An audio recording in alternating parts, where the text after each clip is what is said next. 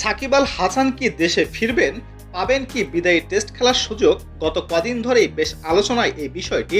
এখনও সরকারের পক্ষ থেকে তাকে নিরাপত্তা দেওয়ার বিষয়টি নিয়ে আনুষ্ঠানিকভাবে বলা হয়নি।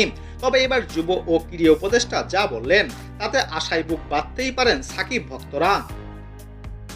সংযুক্ত আরব আমিরাতে গণমাধ্যমে দেওয়া সাক্ষাৎকারে সাকিবের দেশে ফেরা প্রসঙ্গে যুব ও ক্রীড়া উপদেষ্টা আসিফ মাহমুদ বলেন, আমাদের একজন খেলোয়াড়কে অবশ্যই আমরা সর্বোচ্চ নিরাপত্তা দেব। কারো বিরুদ্ধে কোনো অভিযোগ থাকলে সেটা ভিন্ন বিষয়। সেই বিষয়ে আমি কিছু বলতে পারি না, কারণ সেটা আইন মন্ত্রণালয়ের বিষয়।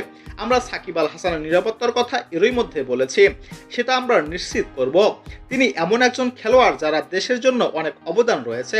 তিনি যেহেতু বাংলাদেশে নিজের শেষ টেস্ট খেলতে চান, আমি ব্যক্তিগতভাবে চাই সেই সুযোগ তিনি পান। এর আগে কানপুর টেস্ট চলাকালীন গণমাধ্যমে সাকিব জানান, দেশে মামলা থাকলেও সিরিজটি খেলতে বেশ আগ্রহী হয়ে আছেন।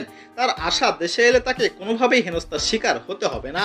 অন্যদিকে নির্বাচক কমিটিও তাকে দলে রাখা বা না রাখার সিদ্ধান্তটি শুধু ক্রিকেটীয় দৃষ্টিকোণ থেকেই নেবে, অন্য কোনো বিষয় তারা বিবেচনায় নেবেন না।